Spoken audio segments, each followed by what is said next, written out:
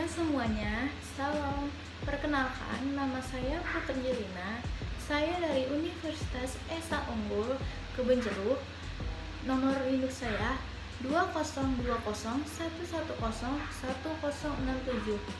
Saya dari Fakultas Pendidikan dan Keguruan Sekolah Dasar. Di sini saya akan menyampaikan atau memberitahukan kepada kalian apa itu arti dari keterampilan bicara. Lalu, manfaat dari berbicara itu. Sebelum kita masuk topik itu, kita akan membahas satu persatu tentang pengertian dari berbicara itu sendiri. Jadi, dalam pembelajaran bahasa, salah satu keterampilan yang harus dikuasai siswa adalah keterampilan bicara. Karena keterampilan bicara ini menempati kedudukan yang sangat penting dan sangat dikembangkan dalam diri siswa. Karena keterampilan bicara ini menjadi salah satu indikator siswa dalam mengungkapkan gagasannya secara lisan di dalam kelas dalam satu lingkup mata pelajaran. Saya akan mengambil menurut ahli, yaitu menurut Syah, keterampilan itu adalah kemampuan melakukan pola-pola tingkah laku yang kompleks dan tersusun rapi secara mulus dan sesuai dengan keadaan untuk mencapai hasil tertentu. Lalu apa sih itu bicara itu? Saya akan mengambil salah satunya itu menurut Tarigan. Beliau mengungkapkan bicara itu adalah kemampuan mengungkapkan bunyi-bunyi artikulasi atas kata-kata untuk mengekspresikan, menyatakan, serta menyampaikan pikiran, gagasan, dan perasaan. Sedangkan sebagai bentuk atau wujudnya, bicara disebut sebagai alat untuk mengkomunikasikan gagasan-gagasan yang disusun serta dikembangkan sesuai dengan kebutuhan-kebutuhan sang pembicara atau si penyimak. Jadi, apa sih keterampilan bicara itu? Keterampilan bicara itu adalah keterampilan mengucapkan bunyi-bunyi artikulasi atau mengucapkan kata-kata untuk menceritakan, menyampaikan, menyatakan, mengekspresikan gagasan, pikiran ataupun perasaan kita. Lalu yang kedua, kita akan membahas tentang tujuan dari bicara. Apa sih tujuan dari bicara itu? Jadi, tujuan bicara itu adalah untuk kita saling berkomunikasi antara dua orang atau lebih, dan kita akan menyampaikan pesan kita terhadap si penyimak ini agar si penyimak bisa memahami apa yang diucapkan oleh si pendengar. Kita bisa menyampaikannya secara efektif sehingga si penyimak mudah memahami apa pesan yang diberikan dari si pembicara. Apa sih tuh tujuannya? Yang pertama itu informatif. Apa tujuan informatif itu?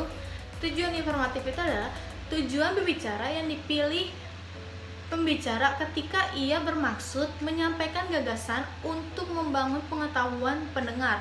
Biasanya itu dalam menerangkan sesuatu, menjelaskan proses, konsep, data,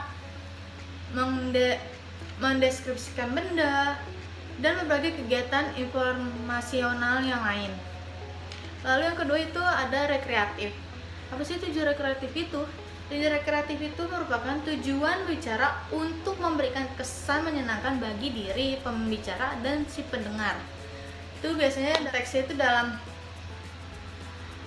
penghakiman, terus berbagai bentuk penekanan psikologis serius yang lainnya, dan lain-lain.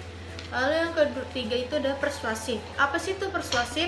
Persuasif itu adalah tujuan pembicara yang menekankan daya bujuk sebagai kekuatannya. Biasanya itu dalam kegiatan kampanye, propaganda, penjualan, dan lain-lain. Lalu keempat ada argumentatif. Apa sih itu tujuan argumentatif? Tujuan argumentatif itu adalah tujuan bicara untuk meyakinkan pendengar atas gagasan-gagasan yang disampaikan oleh pembicara.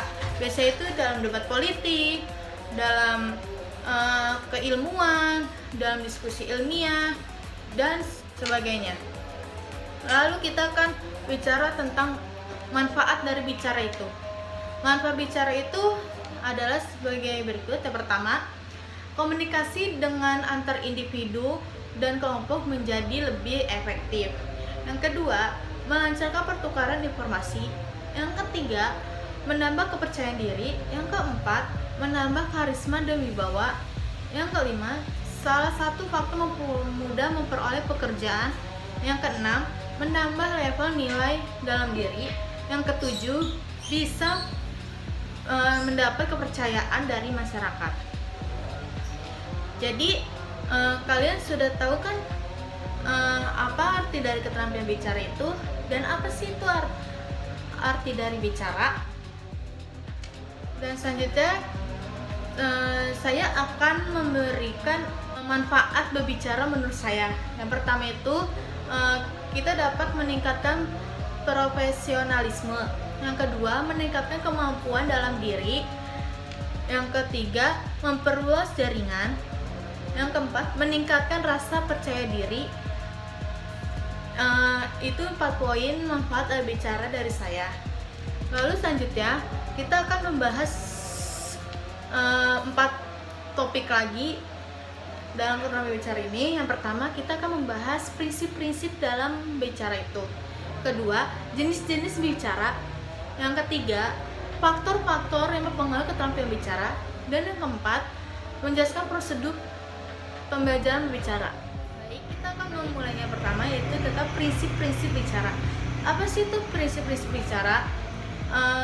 Prinsipnya itu yang pertama, pembelajaran berbicara harus melibatkan anak secara langsung bicara dalam berbagai konteks. Yang kedua, pembelajaran berbicara harus dilakukan melalui pola pembelajaran interaktif.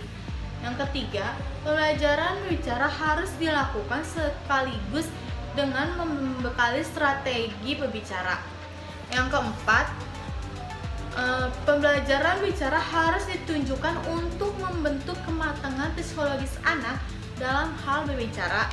Dan kelima, itu kemampuan berbicara anak hendaknya diukur dan dipantau oleh guru secara berkesinambungan. Berdasarkan prinsip-prinsip di atas, dapat dikemukakan bahwa pembelajaran bicara hendaknya dilakukan oleh guru dengan sungguh-sungguh agar tercapainya tujuan pembelajaran yang diharapkan. Lalu kita akan membahas tentang jenis-jenis berbicara. Yang pertama itu jenis bicara berdasarkan situasi pembicaraan. Itu menjadi 2, yaitu formal dan informal. Apa sih itu berbicara formal?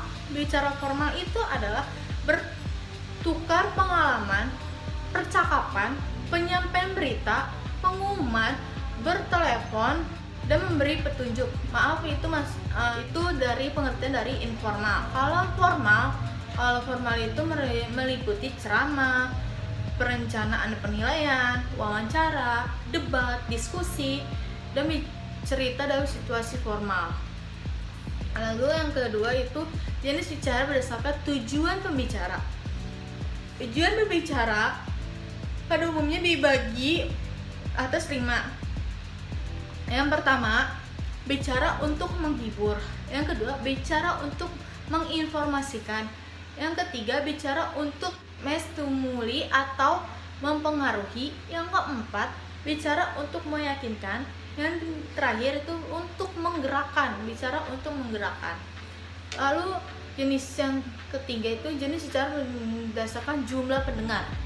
Jumlah pendengar ini bisa secara individu, kelompok kecil, ataupun kelompok besar. Maksudnya individu itu kita berkomunikasinya bicara dengan satu pendengar, kayak misalnya 4 mata. Kalau kelompok kecil itu biasanya terdiri dari 2 orang, 3 sampai 5 orang. Lalu kalau kelompok besar itu apabila pembelajaran berhadapan dengan pendengar dalam jumlah yang besar, misalnya mengajar dengan jumlah siswa yang cenderung banyak, atau ketika Anda menjadi pemadu acara. Lalu ada jenis bicara berdasarkan peristiwa khusus yang melatari pembicaraan jenis bicara ini. Ada 6. Yang pertama itu pidato, presentasi, penyambutan, perpisahan, jamuan, perkenalan, dan nominasi, masih banyak lagi. Lalu ada jenis bicara berdasarkan metode penyampaian. Itu ada 4 jenis. Yang pertama metode mendadak atau impromptu. Yang kedua itu ada metode tanpa persiapan, itu extempore. Yang ketiga metode membaca naskah. Yang keempat metode menghafal. Metode mendadak itu terjadi bila secara tiba-tiba seseorang diminta bicara di depan tanpa ada persiapan sama sekali. Nah, kalau metode tanpa persiapan itu tanpa adanya persiapan naskah. Jadi pembicara masih mempunyai waktu membuat persiapan khusus berupa kerangka pembicaraan atau catatan-catatan penting tentang urutan uraian dan kata-kata khusus yang harus disampaikan nanti. Lalu ada metode membaca. Apa sih itu metode membaca naskah? Itu digunakan ketika menyampaikan suatu pernyataan kebijakan atau keterangan secara tertib dalam pidato resmi, pidato kenegaraan, pidato radio, dan sebagainya. Lalu ada metode menghafal. Metode menghafal ini pembicara sudah mengadakan rencana membuat naskah dan menghafal naskah. Apabila pembicara hanya sekedar mengucapkan apa yang ia hafalkan tanpa menghayati dan menjiwai apa yang diucapkannya, serta tidak berusaha untuk menyesuaikan diri dengan istilah dan kondisi yang melatari pembicara itu, dapat dipastikan bahwa bicara menjadi tidak menarik, membosankan, dan meletihkan pendengar. Sebaliknya, ada juga pembicara yang berhasil dengan metode ini. Hal ini terjadi karena pembicara tanggap terhadap situasi dan kondisi yang melatari pembicaraan. Lalu kita akan membahas faktor-faktor yang dipengaruhi dalam berbicara. Yang pertama itu faktor dalam kepekaan terhadap fenomena. Ini biasanya suara pembicara yang baik akan mampu menjadikan segala sesuatu yang ada di sekitarnya walaupun sekecil apapun sebagai sumber ide. Sebaliknya, seorang yang tidak tanggap terhadap fenomena tidak akan mampu menghasilkan gagasan walaupun sebuah peristiwa besar terjadi pada dirinya. Lalu kemampuan kognisi dan imajinasi. Dan ketiga, kemampuan berbahasa. Kemampuan berbahasa ini adalah kemampuan bicara mengemas ide dengan bahasa yang baik dan benar. Lalu ada kemampuan psikologis. Kemampuan psikologis ini berhubungan dengan kejiwaan pembicara, misalnya keberanian, ketegangan, dan daya adaptasi psikologis ketika berbicara. Yang keempat ada kemampuan performa. Itu adalah berhubungan dengan praktik berbicara. Lalu ada juga menurut Iskandar dan Dadang, ada beberapa faktor penunjang keefektifan kebahasaan dan non kebahasaan. Biasanya itu yang pertama itu ketetapan ucapan, penetapan tekanan, nada, durasi yang sesuai, pilihan kata atau diksi. Lalu ada ketepatan sasaran pembicaraan. Terus ada juga faktor-faktor non kebahasaan. Yang pertama ada sikap yang wajar, tenang, dan tidak baku. Yang kedua, pandangan harus diarahkan kepada lawan bicara. Yang ketiga, kesediaan menghargai pendapat orang lain. Keempat, gerak-gerik dan mimik yang tepat. Yang kelima, penyaringan suara sangat menentukan. Yang keenam, kelancaran, dan masih banyak lagi. Lalu prosedur pembelajaran bicara. Yang pertama itu ada tahap perencanaan. Tahap perencanaan ini dilakukan siswa dalam membangun ide dalam pikirannya yang akan disampaikan di kegiatan bicara. Lalu yang kedua ada tahap pemilihan. Tahap pemilihan ini untuk mengembangkan dan mengemas ide. Lalu ada tahap Pemproduksian. Tahap ini biasanya melakukan pembicaraan berdasarkan konteks dan tujuan tertentu. Segitu saja yang dapat saya sampaikan. Mohon maaf jika ada salah kata ataupun materi yang saya sampaikan. Sekian, terima kasih. Selamat siang. Salam.